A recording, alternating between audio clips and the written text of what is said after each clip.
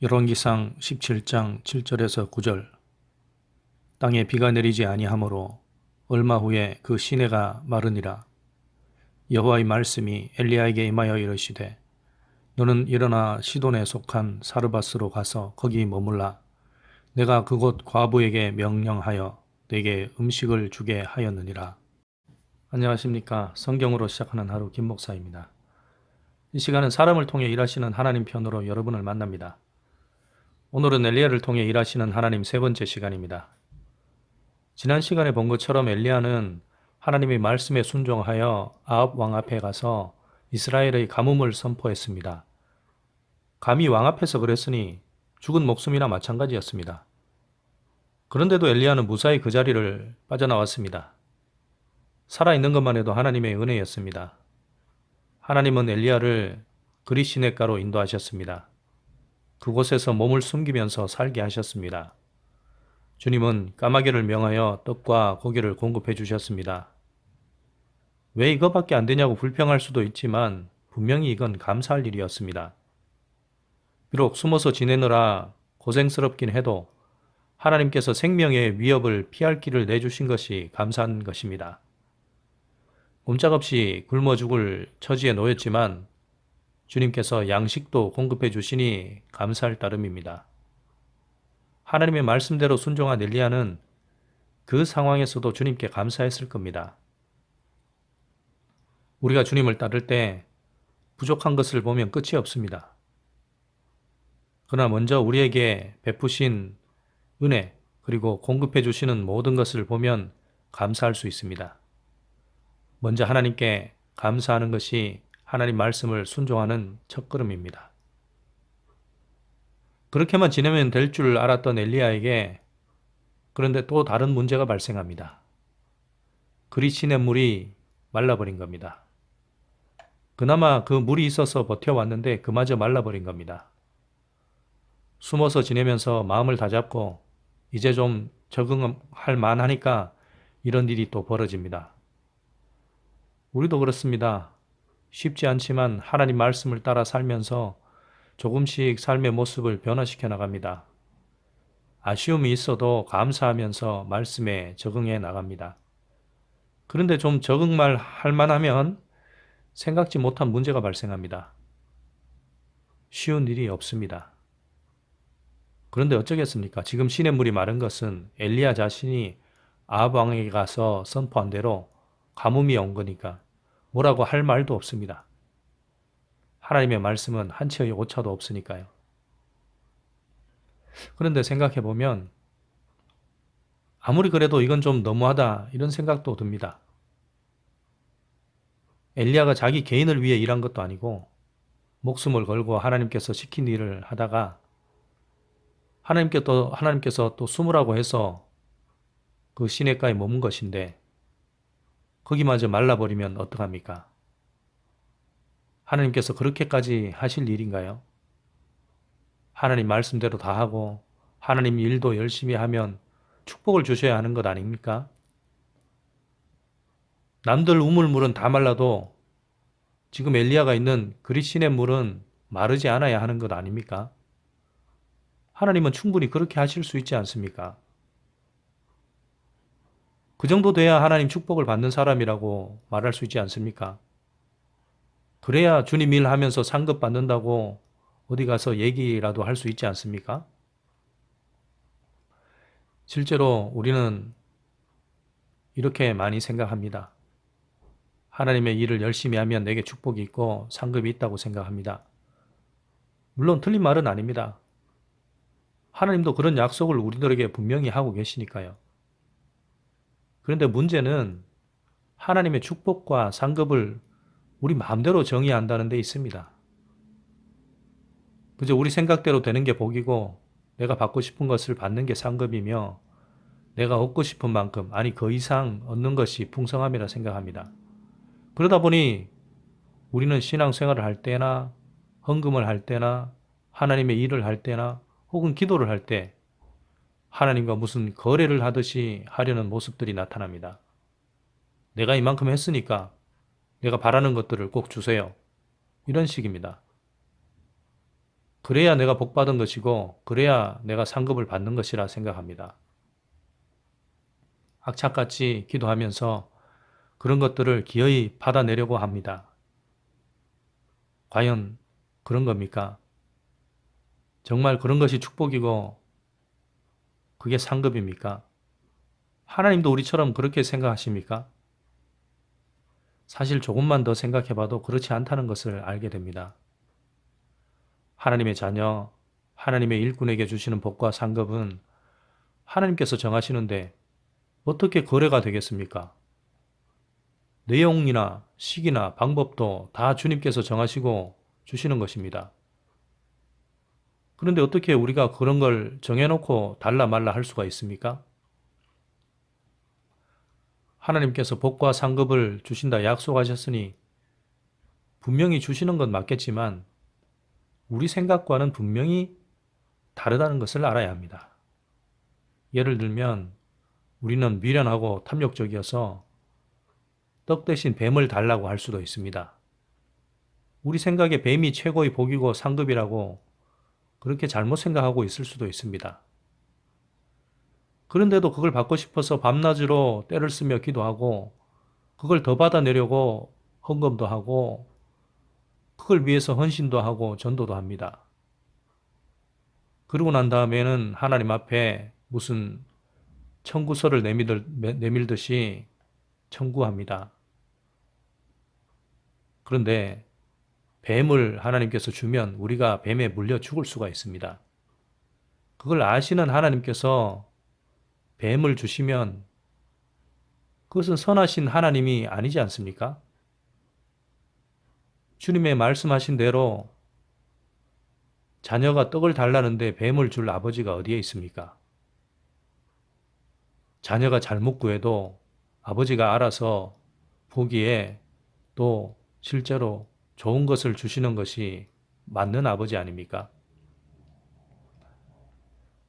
그것을 아시는 하나님께서 우리에게 주시는 복과 상급을 직접 정하시는 겁니다. 우리에게 가장 선하고 아름다운 것으로 주십니다.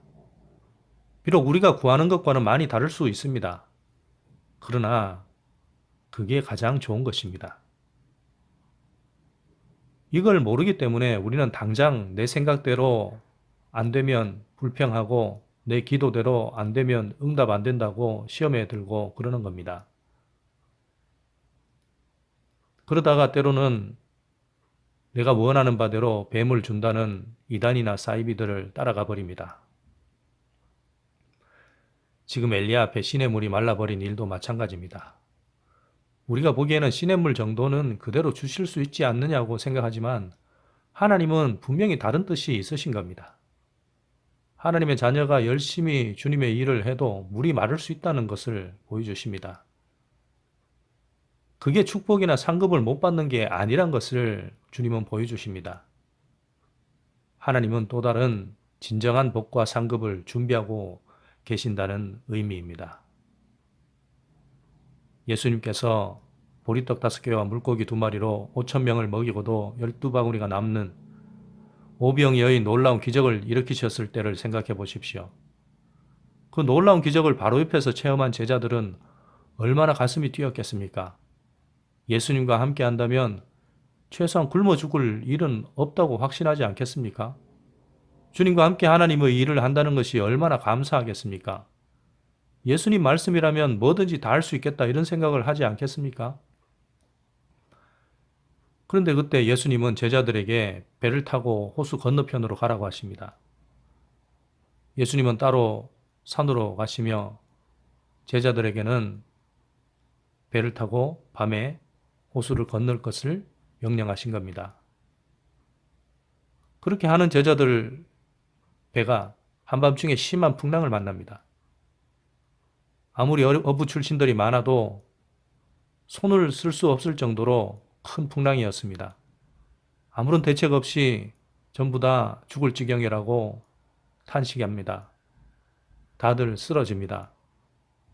그때 그들이 어떤 생각을 했겠습니까? 주님께서 왜 이때 우리를 보냈냐고 따지고 싶지 않겠습니까? 왜 우리를 여기로 보내서 죽게 만드느냐고 소리치지 않겠습니까? 좀 전에 본 오병이어의 기적을 호수 건너편에서 거기서도 볼 거라고 기대를 하고 배를 탔는데 그 모든 꿈이 단번에 다 날아가 버린 것 아닙니까? 이 길이 자기들이 스스로 가겠다고 나선 길도 아닙니다. 예수님이 가라고 해서 배를 탔는데 왜 이런 일이 벌어집니까? 예수님이 가라고 하신 것이니까 풍랑은 만날 게 아니라 오히려 평소보다 더 빠르고 안전하게 가야 하는 것 아닙니까?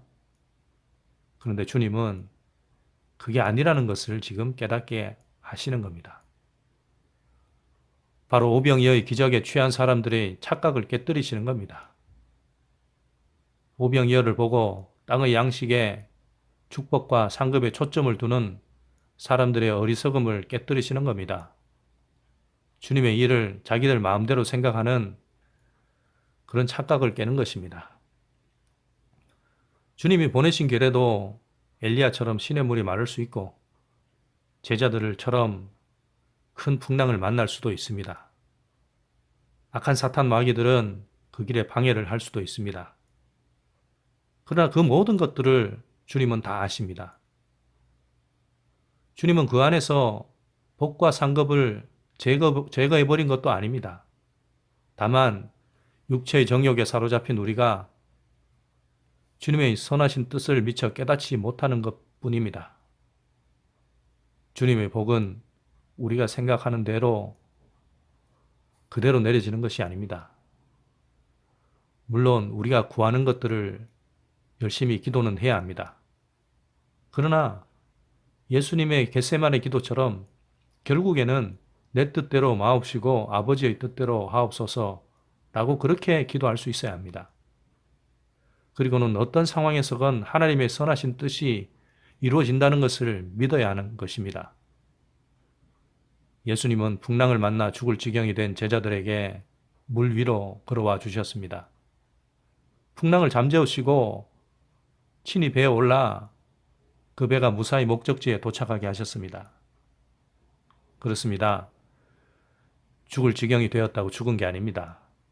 주님은 살게 하십니다. 다만 이런 어려움들을 통해서 주님의 제자들의 믿음이 더 성장하는 도구로 사용하십니다. 엘리야에게도 마찬가지입니다. 시냇물이 말랐다고 엘리야가 죽은 게 아닙니다. 마침내 그 메마른 자리에 여호와의 말씀이 임합니다. 그리고는 시돈에 속한 사르밧으로 가라고 하십니다. 그곳에 음식을 줄 사람을 준비해 놓으셨다고 말씀하십니다. 우리도 그렇습니다. 우리가 원하는 물이 말랐을지라도 그때 더 주님의 말씀을 기다려야 합니다. 만약 엘리야가 물이 말랐다고 하나님을 원망하면서 먼저 그 자리를 떠나버렸다면 어찌 되었을까요? 하나님의 말씀을 듣지도 못했을 겁니다. 더 중요한 일들을 하지도 못했을 겁니다. 또 그런 일들을 감당할 하나님의 능력도 받지 못했을 겁니다. 그런 건 고사하고 가던 길에 아합의 군사에게 잡혀서 목숨을 보존하기 어려웠을 겁니다. 우리가 열심을 내서 하나님의 일을 하고 하나님의 축복과 상급을 기대하는 것은 좋습니다. 그것이 소망이 되고 힘이 되기 때문입니다. 다만 그 축복과 상급이 우리 뜻대로만 이루어진다고 기대하면 안 됩니다. 오직 하나님의 뜻에 맡겨야 합니다. 그 과정에서 때론 물이 마를 수도 있고 풍랑을 만날 수도 있다는 것을 깨달아야 합니다. 그렇다고 해서 주님께 실망하거나 시험에 들지 말아야 합니다. 주님은 이 모든 것들을 합력하여 선을 이루어 나가는 분이심을 믿어야 합니다. 주님은 메마른 곳에서도 물을 내시고 사막에 강을 만드시고 바람과 파도도 잠잠케 하시는 분이심을 믿어야 합니다. 그럴 때일수록 우리는 주님의 말씀에 더 귀를 기울여야 합니다. 우리에게 주시는 선하신 뜻을 구하며 전심으로 기도해야 합니다. 그러면 엘리야에게 말씀하신 주님께서 우리에게도 말씀하고 계신 것을 깨닫게 될 겁니다. 선한 길, 생명의 길로 인도하심을 받게 될 것입니다. 이것을 믿고 오늘도 우리 모두가 어디에 있든지 주님 말씀의 인도하심을 받는 은혜로운 날이 되길 소망합니다. 주님이 주시는 진정한 복과 상급을 받는 날이 되길 소망합니다.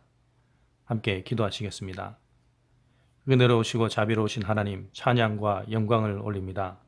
주님의 사랑 가운데 새날을 열게 하시며 말씀으로 새롭게 기도로 힘차게 시작하게 하시니 감사를 드립니다. 오늘도 아름다운 소망의 길이 펼쳐질 것을 믿습니다. 그러나 오늘도 영적 타락이 극심한 세상 한가운데로 나아갑니다. 주님을 의지하여 중심을 잃지 않게 하여 주시옵소서.